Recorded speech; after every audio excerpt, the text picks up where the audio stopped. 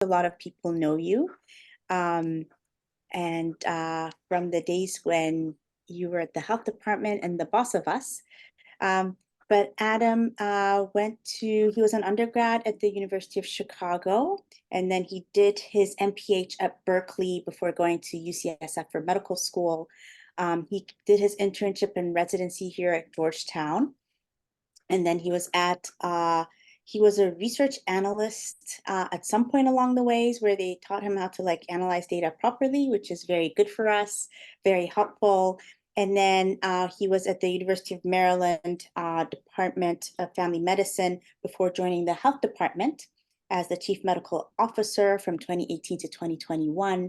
And then fortunately, he didn't leave the area. He came and he joined our Georgetown group in family medicine. And he works very collaboratively with very many people. He keeps in touch with the health department still, with our GW colleagues, our MedStar colleagues, and with HIPS. This is someone we can send anywhere in the city. People remember Adam very warmly because of how kind he was and gracious during his time at the health department. So today he's going to be speaking about some data that he's been analyzing through the MedStar system. So really, I think highlights things that can be done using electronic medical records, highlights a very important problem that we've been highlighting in our CPS core conversations with our ongoing STI epidemic, high cases of syphilis, gonorrhea, etc., and really gaining some insights into, well, what are we doing to try to manage these so that we have fewer and fewer cases. So I think you'll find I think he called it a preliminary preliminary discussion, but really I think there are some really important and interesting insights that he will share with us. So Adam, welcome, and thank you for agreeing to speak with us today. I'm just going to hand over to you. Awesome. Well, thank you for this amazing opportunity. And I'm so amazed to be here with so many amazing people. So I'm a little bit nervous, but thank you so much. And thank you so much for the invitation, Dr. Kasai. Oops. Hopefully my computer doesn't run out of batteries, but we'll figure everything out. Let me just share my presentation right now. Okay. So I'll pop this into slideshow mode. And again, this is, again, I feel like everyone says this, but I really want this to be collaborative. So if you've got any questions or concerns or anything that come up, please just interrupt me. I'd be more than happy to pop it out of screen sharing mode and be able to talk a little bit more about this. So today I'll be talking about probably some of my most favorite topics to talk about, which is gonorrhea and chlamydia, which is always so much fun to talk about. And this is kind of these are some preliminary outcomes we've had from being able to analyze MedStar data, and specifically MedStar data from our EMR with regard to gonorrhea and chlamydia, incidence and treatment overall within MedStar Health. So just a note, I do receive grant funding for Hep C navigation from Gilead. They have no part in this and probably don't even know I'm speaking about this. Though funding for this project has been provided in part by the Latham Foundation. So there is a small grant that we are using to try and help facilitate just an evaluation of gonorrhea and chlamydia. So work like this, as well as prevention work as well that's related to DoxyPEP. So doing some DoxyPEP pre-implementation that I might be reaching out to some of y'all about. But we're doing some provider and some patient interviews as well. So by the end of this lecture, we'll be able to compare different treatment patterns of GC and CT. I'll just say that as a short term for gonorrhea and chlamydia.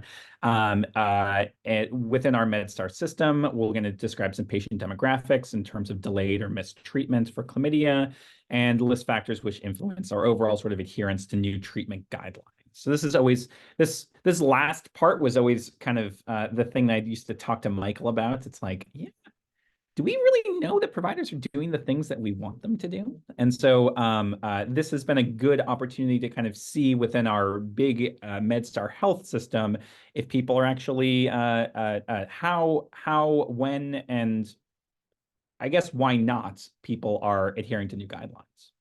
So this is just sort of a brief overview. I will go really quickly through the background of gonorrhea and chlamydia. I think we're all experts here. But generally, in terms of the microbiology of gonorrhea, gram-negative cocci, in terms of transmission, again, fairly efficient in terms of its transmission between both female to male anatomy as well as male to female anatomy. Also, there is the potential pharyngeal to pharyngeal transmission that can happen with gonorrhea as well. We do have some, maybe about 20% of spontaneous clearance of gonorrhea, but usually it's a fairly persistent organism, a little bit more so than chlamydia. Our big concern, and the thing that would keep me up back during my health department days, was resistance, and particularly resistant strains of gonorrhea, particularly resistance to our common medications that we use in terms of oral treatments. So you can see here on the bottom right here, it's this is data from GISP, and this was released in as per the guideline changes. And what they saw basically leading up to the guideline changes was increasing resistance to azithromycin. There's no set break point that they have in terms of where they're concerned about resistance, but this increase in azithromycin resistance will lead to a guideline change, which I will talk about in one quick slide. The clinical symptoms largely are, it's mostly symptomatic as compared to chlamydia, usually presents with urethritis and proctitis. And why it's particularly relevant to this group is we know that rectal gonorrhea infection does increase the risk of HIV acquisition. So, and at least per some cohort studies, an instance of about 1 in 25 in person years after the original infection. So being able to diagnose and being able to treat appropriately, particularly rectal and extragenital site infections, are particularly important to both combat resistance as well as to limit HIV acquisition as well. In terms of the overall cases, we're about at 700,000 cases that are happening nationwide. We know it's likely an underestimation due to incomplete screening, and we're seeing this big market increase since 2010. In terms of demographics, nationwide, we see a higher rate in males, larger happening between the 20 to 24-year-old age group, and the female cases tend to skew a little bit younger, male cases tend to skew a little bit older, and we know the Black population is disproportionately affected with about an 8 times higher rate compared to the non-Hispanic white population. Looking at DC, this is the most recent HOSTA epi data. So if there's any HOSTA people out there, I'm just loving your epi annual report still. This is sort of the overview of cases. And while we did see a little bit of a small dip in 2020, overall the cases that we saw in 2022, the most recent year there was data available, actually outpaced what we were seeing in 2019, so pre-pandemic. You can see in terms of distribution, it's fairly widespread throughout the district, and we do see pockets in wards 1, 7, and 8 specifically. In terms of demographics within the district, we're seeing about 3/4 of the cases being male. Sort of within those male cases, that's about 60% of our extragenital infections. We see about a 40% with self-reported race as Black. We're seeing about 1/3 of the cases in ward 7 and 8, and about 14% of the cases occur with persons who are living with HIV at this time. And 24 of these cases were actually concurrent diagnoses that were actually with new HIV infections. The most recent data that this is available in terms of per capita cities and counties, we are actually second in the nation in terms of rates for gonorrhea with that. As I mentioned, because of this increasing treatment resistance that we were seeing to azithromycin, in December 17th, 2020, note there will be a test on this date in the future.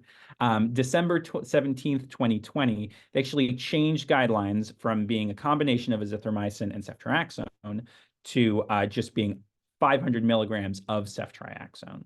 There are alternative regimens, but none for pharyngeal infection, and there's retesting recommended for throat infections about 7 to 14 days after treatment. Note that these guideline changes happened in December 17th, 2020. Background on chlamydia, again, higher rates of clearance than gonorrhea. less efficient transmission between partners, largely asymptomatic though, so mostly caught on screening in terms of when we're actually catching it nationwide.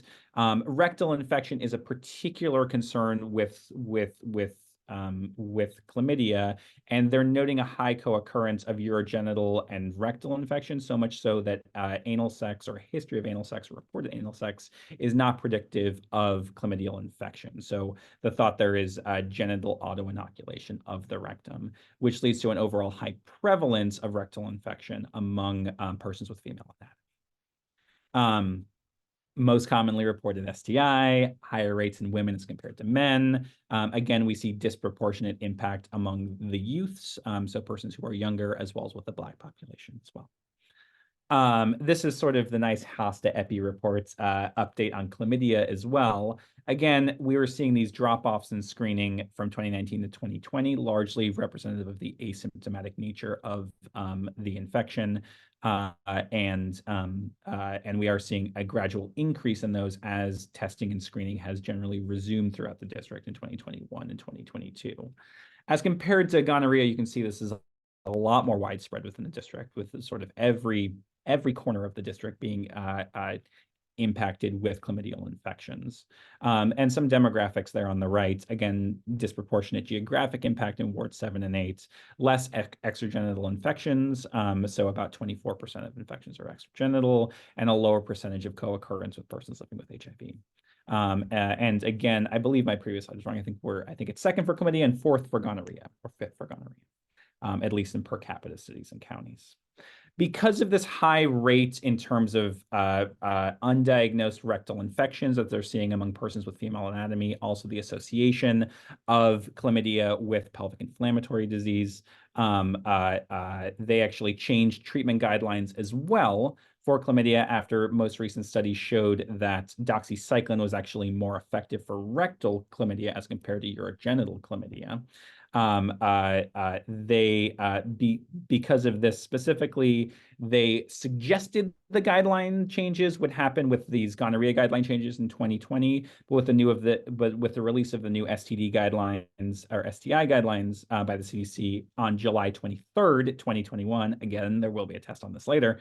They officially made doxycycline the recommended treatment and azithromycin 1 gram 1 time as an alternative. Again, while it is about as effective for urogenital treatments, it's not as effective for rectal infection specifically. Sorry.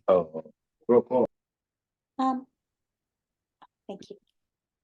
Okay, so setting the scene there, how does this impact the place where I currently work, which is MedStar Health? So we're top 5 in rates for gonorrhea and chlamydia. So it is an impact of something that happens within the district, but how does it impact MedStar Health?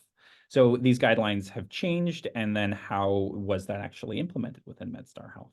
So MedStar spans between basically Southern Maryland, Washington, D.C., a little bit in Northern Virginia, includes 10 hospitals, 300 ambulatory specialty care stations. That includes 33 urgent cares, 9 emergency departments, 55 outpatient family medicine, internal medicine providers, 29 OBGYNs, and I was not able to calculate the amount of infectious disease clinics that there are, and I'm sure Dr. Kasai knows that, and I do not. So we were thinking, hey, within MedStar itself, what are the demographics? So it's like what are the demographics of the people who are impacted by gonorrhea and chlamydia within MedStar? And then how good of a job are we doing? Like, are we appropriately diagnosing, and after we diagnose, doing appropriate treatments? And where are people being diagnosed? And does treatment occur differently in different places? And then the most important question I think I mentioned before is, how efficient were providers at MedStar in terms of switching from the old guidelines to the new guidelines, and how did they adopt these new guidelines? And what factors did not impact adherence to the recommended treatments? So I've got some answers for that, but not a lot. So again, this is something that I appreciate the the open nature of this group. And again, if you have insights or perspectives on this, I would love to hear them in terms of things at the end. So we did the retrospective descriptive analysis using the MedStar EMR. So we found all persons who were diagnosed with either gonorrhea or chlamydia between 2019 and the end of 2021. We looked at treatment data all the way up to 2023. And we kind of extracted basic demographic information. Unfortunately, we had very basic demographic information. So reported race, reported ethnicity, insurance, the type of insurance, like if they're on public, need they public assistance or not, age, zip code, those factors. And then we also extracted from the EMR the type of test that was done, the anatomical site that the test was done, where the test was done. So sort of what geographic location was at the clinic, at the hospital, somewhere else. Was treatment provided? And I really have to doff my cap to Anika Kinney, who's the data manager, who's been working in terms of data extraction and management of this data. He spent a long time being able to try and match up treatment for diagnosed infections. And that was an extremely impressive thing when we're looking through thousands of cases at this point.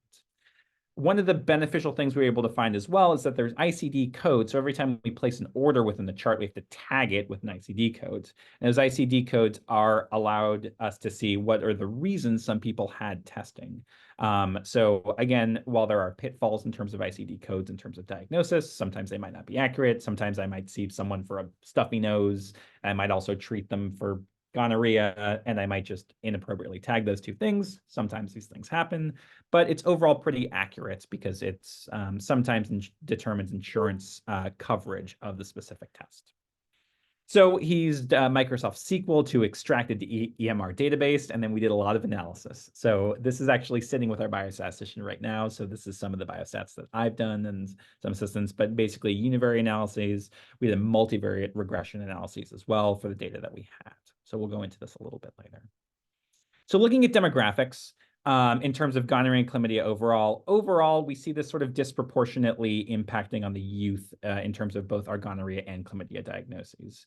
We see that chlamydia diagnoses are a little bit younger. So overall, the average age was about 24. Median age was about 22 for chlamydia, as compared to 27 for gonorrhea. As you're seeing in terms of impacting specifically, we're seeing much more of a disproportionate impact, at least from what we're seeing in MedStar data, as impacting the Black population. So in terms of our gonorrhea diagnoses, we're actually seeing higher than the district rate, so about 80%. And same with chlamydia as well, we're seeing about 70%. And these are persons with self-reported race. In terms of non-Hispanic white, about 18%. And then in terms of with Hispanic ethnicity that's separate from this, about 10% for chlamydia and about 7% with gonorrhea. We see, at least in terms of diagnoses, a little bit less in terms of compared to the district as a whole. But again, similar to what we see district-wide, we are seeing an increase in terms of the majority of the chlamydia diagnoses were among persons with self-stated female anatomy or women as compared to males with gonorrhea. So we found 4,370 individuals who were diagnosed with gonorrhea and chlamydia during this period. There were some tests that were positive for both gonorrhea and chlamydia. So I'll be switching occasionally between tests and persons when I talk about results here. So we were able to find about 2,000 gonorrhea tests that were positive and about 344 positive chlamydia tests specifically for that. In terms of test positivity rates, our rectal test positivity rate was about 8% for both gonorrhea and chlamydia. Sorry, this is JCT on the bottom. Pharyngeal tests were lower, so higher for gonorrhea and lower for chlamydia. And urogenital test positivity rate for chlamydia was about 5%. And again, this includes every single pap smear that someone ordered gonorrhea and chlamydia tests for. This includes all of the urine tests and all of the vaginitis profiles occasionally that primary care providers or other ambulatory care providers order. There you can just kind of tag on hey, we also check for gonorrhea and chlamydia for that. That's probably an underestimation in terms of that, but it's fairly comprehensive in terms of the gonorrhea and chlamydia tests there. In terms of ordering of extrapharyngeal tests, and again, I learned from the best, Dr. Bryce Furness over at the CDC, which, you know, I live by his rule of swab any place that has had a part in terms of screening for testing. We can tell that that was probably not being done comprehensively, at least within the MedStar system. So overall, in terms of urogenital tests, there was, for pharyngeal tests, we had about 25,000 pharyngeal tests and about 2,500 pharyngeal tests and about 1,200 rectal tests done over a 3-year period. So just to kind of translate that in compared to the urogenital tests, for every 1 pharyngeal test, there were 32 urogenital tests. And for every 1 rectal test, there was 54 urogenital tests being ordered. So again, something we'll talk about in the discussion, but overall, probably providers often just sort of screening urogenital tests as a proxy measure for extrapharyngeal testing. Treatment completion. So we noted about 204 chlamydia tests without documented treatment, about 20 gonorrhea tests without documented treatment with that. I'll get into that a little bit later for those specifically. So where were the diagnoses happening within MedStar? The hospital. So again, my heart goes out to the poor ED clinicians who are doing probably the lion's share of these diagnoses in terms of gonorrhea and chlamydia testing. So about half of our gonorrhea tests that were positive and about half of our chlamydia tests were diagnosed. We can't see if whether it's the emergency department or within the hospital itself, but it's happening within the hospital setting. So within a hospital, but not a hospital associated clinic, but within the hospital itself. Urgent care was about 18% of diagnoses, and primary care, again, our broad network of primary care, that includes family medicine, OBGYN, pediatrics, internal medicine, that was diagnosing about a quarter of all tests, far much more in terms of chlamydia as compared to gonorrhea, suggesting, again, the asymptomatic nature of infection that we're mostly sort of finding on screening when we're finding for that. So this is the overall sort of what we've seen in terms of overall location of diagnoses. And again, seeing that in terms of the lion's share of the burden of diagnosis is happening a lot within the ED or the hospital system. So were people treated, and were people treated for their diagnosed infection? So impressively, and again, this kind of blew my mind when we actually found this data out, but about 98% of people had some sort of treatment that was documented. So either medication that was dispensed on site or medication that was sent to a pharmacy. We know from amazing data that's been done a long time ago over at children that sending in a medication doesn't necessarily mean that the medication gets picked up and taken appropriately, but at least treatment was documented for all of these and it was sent. So again, there is work that we can do in terms of treatment adherence and treatment completion and facilitating people being able to use to get treatment, but it was at least documented for over about 97, 98% of persons who were diagnosed with positive tests at MedStar. About 60% of these got medication on the same day. So this is often medication that is often done empirically. So it's this is what we would define as empiric treatment. So they were seen by a clinician. Testing was ordered, but treatment was provided without waiting for that testing. So it was actually provided to the patients, either sent or dispensed on that day. About 82% happened within a week. About almost 90% happening within a month. And then as you see, it kind of tails off from there. And only about, again, 2 to 3% were untreated, at least from what we're documented in terms of people. You can see here in terms of our nice sort of reverse Kaplan-Meier curve in terms of the overall treatment cascade from day 0 within 1 week, 1 month, 3 months, 6 months. And as you can see, you know, a lot of that work is happening within 0 to 7 days in terms of persons being able to get treatment. And then it's the working with the remainder, sort of 17% of patients to be able to get treatment after that. If we're looking at sort of overall time to treatment, if you look at the right-hand column here, this is your mean days. And then what's really helpful is your medians, because again, everything is skewed here because a lot of treatment happens empirically during these times. But within every single specialty type, The median treatment day was about 7 days, but as you can see, there is quite a variance. So if you look in terms of your, say your primary care sites, the average treatment was about 90 days, whereas your average treatment, say for urgent care, was about 13 days. A lot of that is because of the empiric treatment that is provided. So if you look at, say, urgent care, you see about 75, so about 3/4 of persons with positive tests were provided empiric treatment on the day of testing, essentially, within the urgent care site, and about 70% within the hospital system. Higher for gonorrhea, a little bit lower for chlamydia that we see sort of overall, though interestingly, we see a reverse in terms of empiric treatment for primary care sites, with more chlamydia being empirically treated rather than gonorrhea. And then, yeah, so that's overall what we're seeing. And then we definitely see within these primary care sites, less than a third of them provide empiric treatments, likely because they have longitudinal relationships with patients and they're able to see them and prescribe follow-up medications afterwards.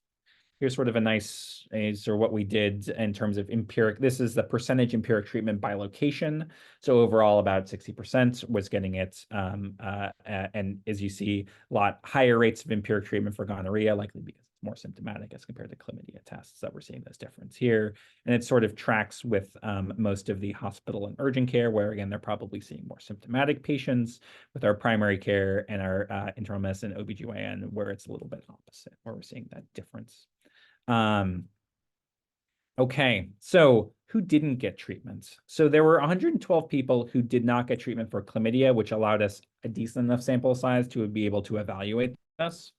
Gonorrhea, there were only 20 people, and so we just didn't have a lot of statistical power to be able to calculate these variables. So among these people, and looking in terms of who wasn't, and looking at demographics, we found that among the people who were not treated for chlamydia, they had significantly higher odds of having female gender identity. So about 3 times higher odds, and higher reported Black race, and they had lower odds of being less than 25 years old. So generally being older patients. So and then overall, it was far less likely that they were going to an urgent care, again, because of the increased amount of empiric treatments, and a higher odds of being within primary care settings. Because of the potential relationship between no treatment and the fact that these people were just people who were not treated empirically, we looked at people who received empiric treatment for chlamydia specifically, and we saw overall the people who were getting empiric treatment had a lower odds of being a female gender identity, and it being less than 25 years old. So that was probably explained, in terms of the gender differences. But reported Black race did not significantly associate with empiric treatment. So again, we are potentially seeing that disparity in terms of Black race being related to those no treatment variables. Again, people who were getting empiric treatment were likely going to be doing that from primary care as compared to being, in urgent care compared to primary care specifically. Using ICD codes, we were able to break down whether people were getting screening because it was symptomatic. So whether they had ICD codes associated with like painful urination or penile discharge, or if it were just like well person exam or screening for STIs. And so as we saw here, again, people who are coming to the urgent care were often coming because of symptomatic treatments or symptomatic ICD codes compared to primary care settings. We were able to, and some of this screening also probably includes persons who were potentially exposed to an STI. And that's why they were coming in for screening and treatments. We were able to parse that data out, and it definitely does kind of shift this a little bit more, seeing a lot more people, again, being seen in urgent care for symptomatic reasons and not for screening as compared to primary care, both for gonorrhea as well as chlamydia. Looking at this screening versus symptoms, among the tests that were positive for chlamydia with ICD codes for screening, again, at urgent cares or primary cares, we weren't able to find that for the hospital setting. But we found that persons who were having screening were significantly higher odds of being female, having need-based public assistance, being generally older, and being within a primary care site. So people who are a lot more likely to be screened are more likely to be women who are actually on need-based public assistance, so Medicaid or one of the Medicaid MCOs, and being within a primary care site. Similarly, when we were looking at gonorrhea tests for screenings versus symptoms for people who are getting screening, again, more likely to be female and actually less likely to be of reported Black race. So in summary, what we're seeing in terms of this is for MedStar demographics, they broadly sort of mirrored DC, but we trended a little bit younger, a little bit more women, and a higher proportion of persons with overall reported Black race. In terms of testing, we had a really, really high test positivity rate, and we really weren't doing that much testing. So overall low ordering of extragenital site testing. And then again, heart goes out to those poor ED clinicians who are doing a lot of this diagnosis.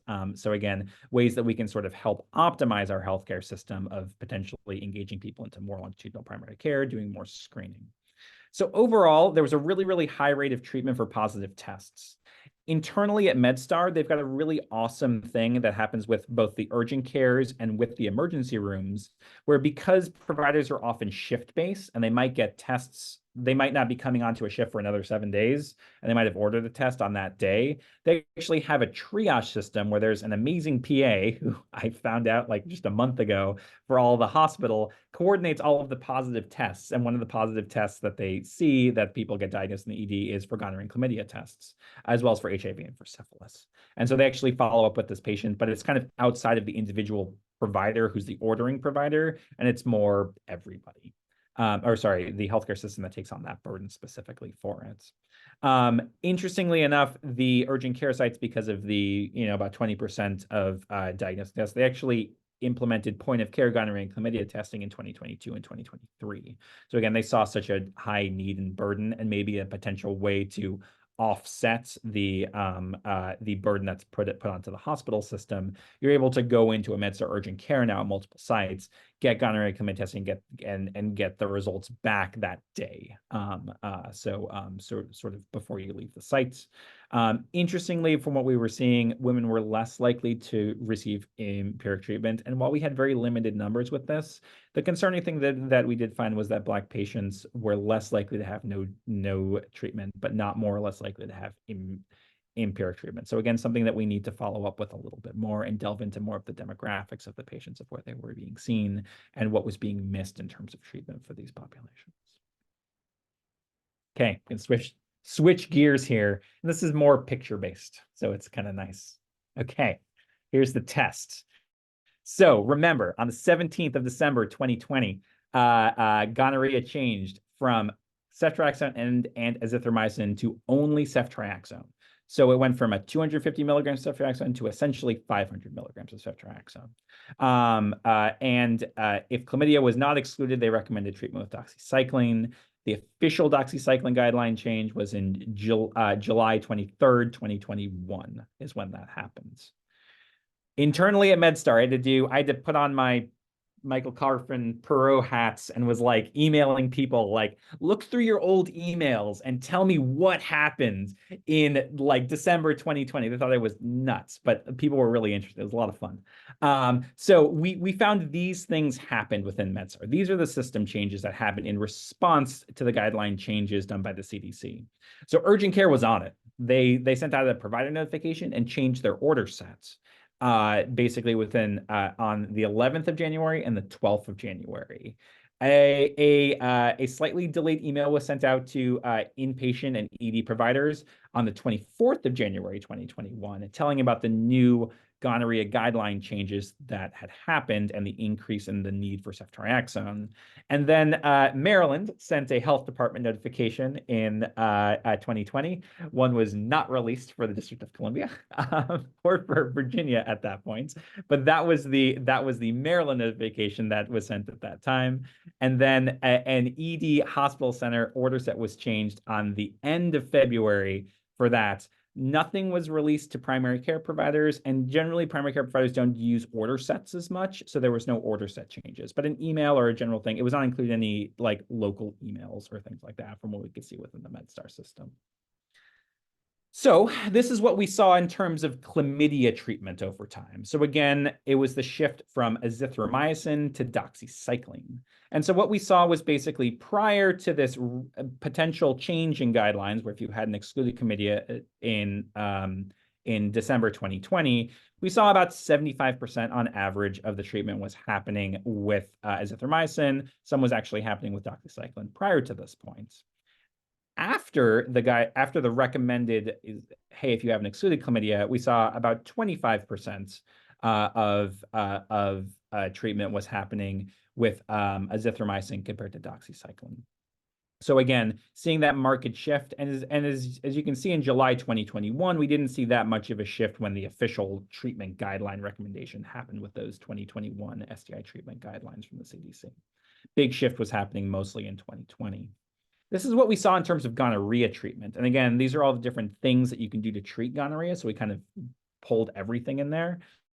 And so oftentimes within the hospital setting, you're giving larger doses of ceftriaxone, again, in terms of being concerned about things like PID. And so those larger doses of ceftriaxone can be used. You can also use gentamicin as well as cefixime for an all-oral change. But we saw a very, very brisk change happening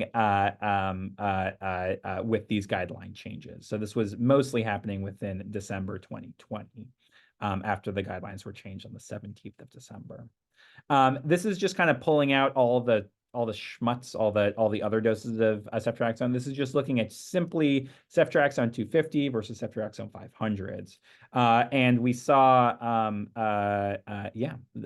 a very big shift that happened right around December 2020. So it basically went from about 95% of treatment being provided with ceftriaxone 250 to I think it was 92% 6 months after the guideline changes was happening with ceftriaxone 500. So a very, very, very brisk shift. So why did this happen?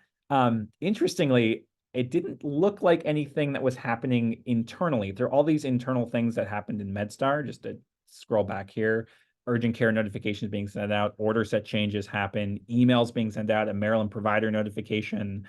Didn't really seem to cause much of a change here. So we saw the guidelines change for the CDC here on the far right bar here. And we saw, a tailing off. And again, this is, this can be small amounts that are happening per day. It's maybe about 4 to 5 cases of gonorrhea or chlamydia that are being, of gonorrhea that are being diagnosed system-wide every day. But as you can see, we're seeing this a quick tail off within the span of 1 to 2 weeks after the guidelines were actually implemented, were released. Looking at hospitals, it's very stark.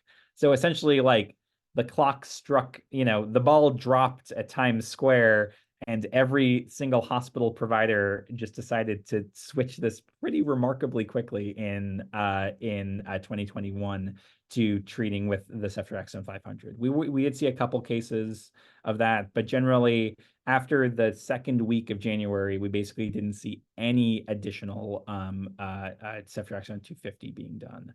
So again, the impact of the hospital messages to potentially reinforce already existing knowledge, and the order set notification that was happening that really kind of cemented that knowledge change that was happening probably within the hospitals during that time. Less clear with the primary care sites. So again, primary care sites within MedStar are broad. It's a lot of relatively independent providers that are providing a very extensive, very diffuse sites. As you can see here, less of a clear ski slope going down that we are seeing in terms of primary care. So again, no provider notification that was provided through the primary care group. And as you can see, during the first couple months of 2020, the first month of 2021, we definitely saw kind of a mix. So some providers were providing ceftriaxone 500, some were providing 250. So again, less of a clear change with that.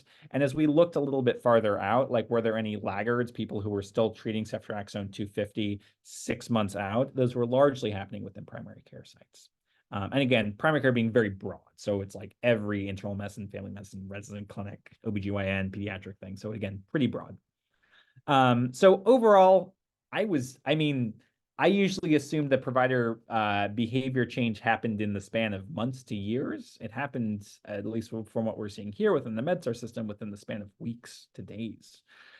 So in the 6 months following the guidelines, so this is looking 12 months after 92% of treatment adhered to new guidelines, there wasn't any clear association that we could see with the internal mechanisms. So things were happening and providers were changing behavior, and maybe these internal notifications were helpful in terms of identifying persons who might not be aware of this, or maybe reinforcing this behavior. But we didn't see like, hey, the order set was changed and then everyone started to switch to this new things. People were doing this before the order sets were changed, interestingly enough.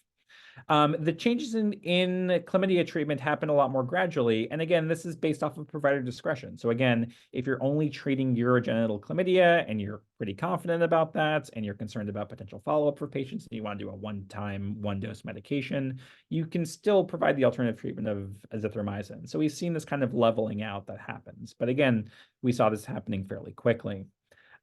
This kind of we actually did a survey back in 2022 related to the chlamydia guideline change. We didn't publish this because it didn't have that high of a, we only had like 37 respondents, so it was generally pretty small. But this was of primary care providers. And interestingly, we asked them we asked them, did you hear about the changes in chlamydia guideline treatment? And most of them had heard about it. And where they heard about it, it was often through informal peer discussion. So again, it wasn't necessarily through institutional notifications or articles in peer-reviewed literature. Like those were cited, and interestingly, health department notifications, articles in peer review, and institutional notifications were highly trusted. So people believed those things a lot more. But where people heard about these things first was through the sort of like water cooler talk, where you're talking to your local physicians, which is actually kind of helps with what we're seeing within our study, because again, we were seeing a quick change in places that like hospitals or urgent cares that are a little bit more organized, larger provider groups where there is that potential for potential cross-pollination of different ideas or information about different guidelines. And so, yeah, so again, my detective work is still going for us, but at least from what we've seen, we found what it potentially is not. And I think we need to do a little bit more investigation on what actually is causing these provider changes in relation to guideline changes. I think there's a great opportunity when the CDC actually does release its doxy-PEP guidelines, and actually being able to talk to providers pretty quickly after that and being able to see that provider change and actually see what are the sources of where people are hearing from it. Are they getting it? The only thing we could find when we were doing like internet searches of news happening on gonorrhea was that there was some article in the Times and the Post about like super gonorrhea, which I didn't know was a thing. But like at the end of 2020, there was some article about super gonorrhea that got a lot of hits on Google News. And so again, like it might be things like that like, you know, like my mom probably sent me that article when I was at the health department. And so it could have been something like that got provided to be like, oh, and guidelines for gonorrhea changed during this time. So interestingly, I think we've had a great opportunity to investigate this with new CDC guideline changes. And so I'll be excited to do that work in the future. Okay, I will stop sharing my screen. Thank you so much, Adam. That was a great talk. Any questions from our attendees? So sorry, there's one amazing question from Anne Monroe here.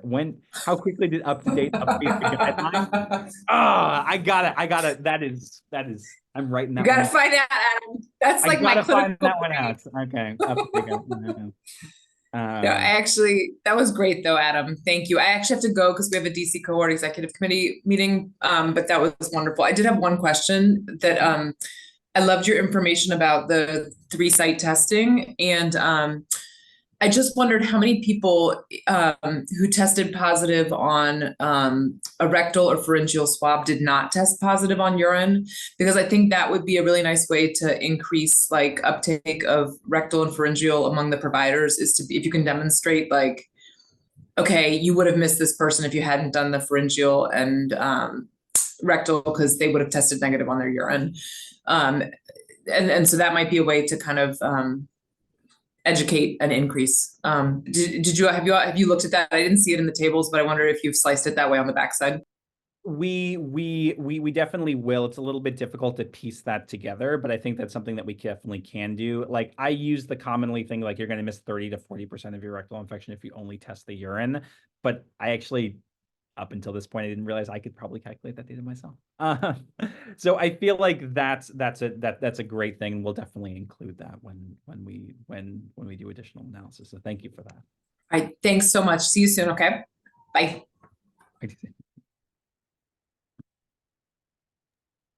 Any other questions? I have one. So yeah.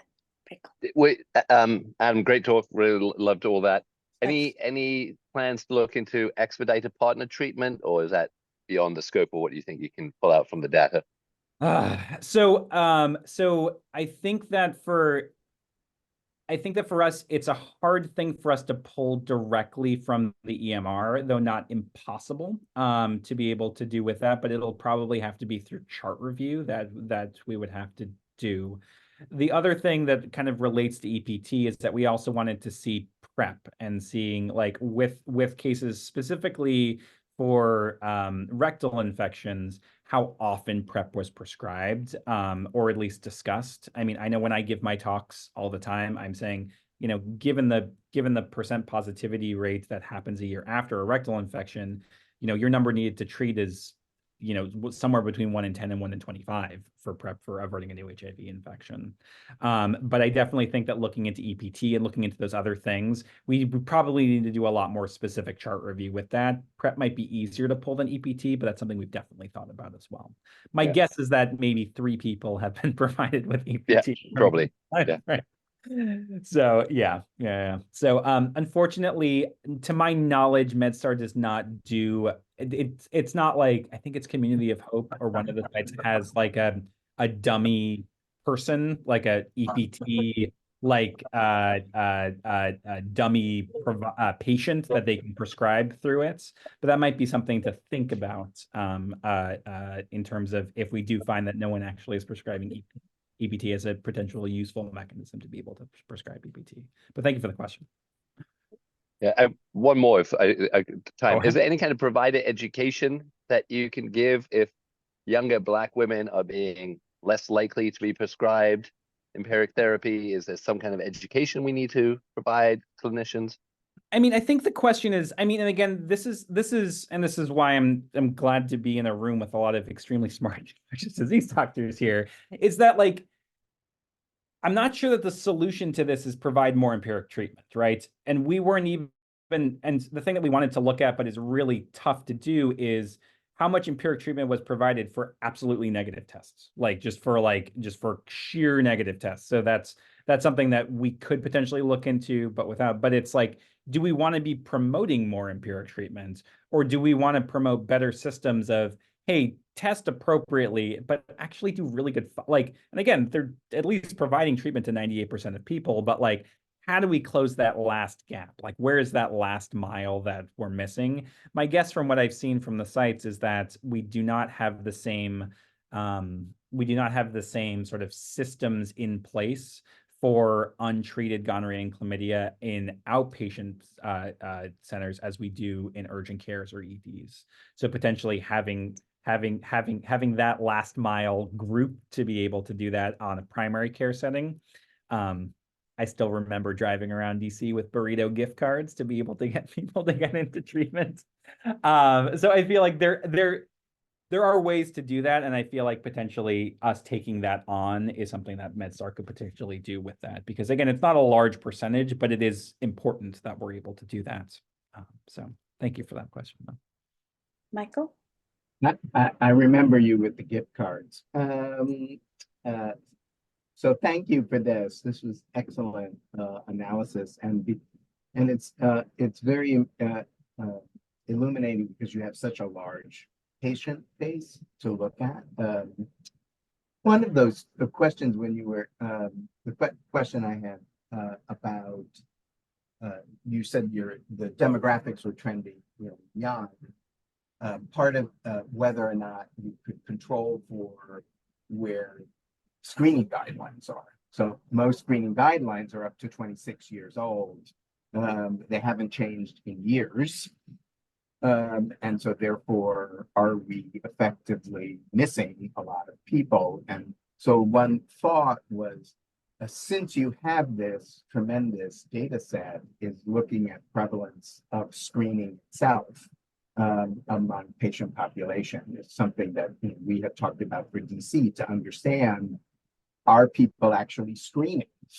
Because all we know is where there's a diagnosis, and mostly it's a lab diagnosis, but are they, and with CPT codes, you could find out, did somebody actually order those tests? That's a great point. And so one of the things that MedStar has, which I really like, is the system called Healthy Registries, which uses which extracts with basic algorithms from the EMR whether people are adhering to guidelines. So we get these for diabetes control, like colorectal cancer screening. And interestingly, one of them is for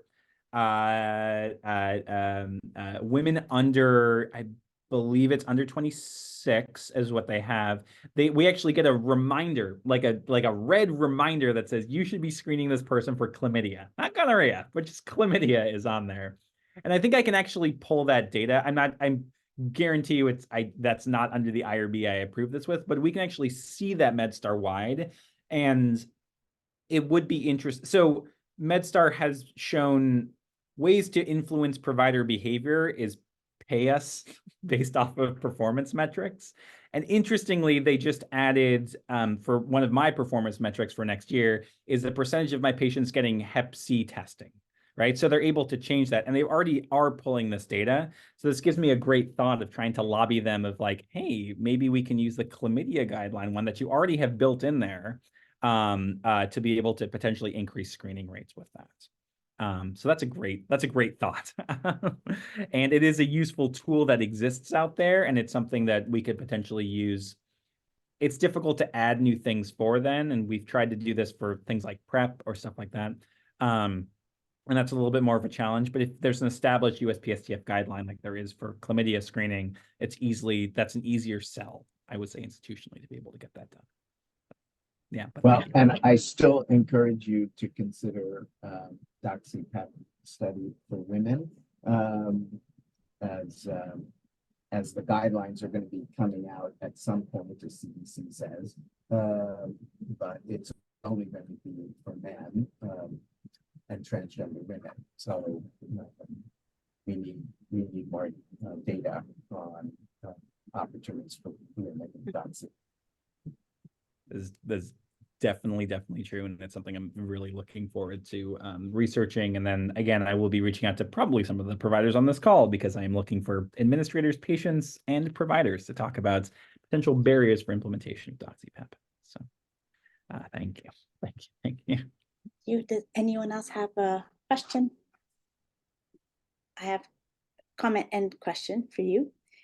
So 30 days is not a short amount of time in terms of a lag between a positive test and treatment. So that's just something that, yes, successful, 97.26% or whatever you showed us, but the time gap, because people say, oh, I had my test done and my doctor hasn't called me. So they're just doing their thing in the meantime. So that's certainly, I think, a place for improvement.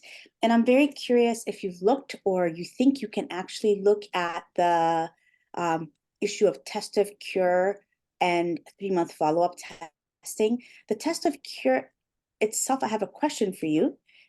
What if you've looked at the actual data that guided that recommendation? Because when I was a fellow, one of my colleagues wanted to look at how soon you revert to negative on a nucleic acid based test.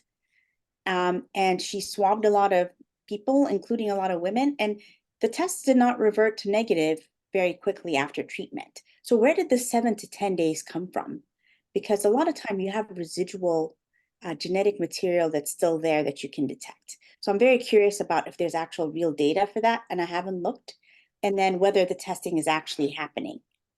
So is the testing actually happening? Probably not. But interestingly enough, I was surprised by how many pharyngeal positive tests were actually for people who were symptomatic with pharyngeal things. Like it's like they said acute pharyngitis, and for some reason the provider got a GC and CT swab.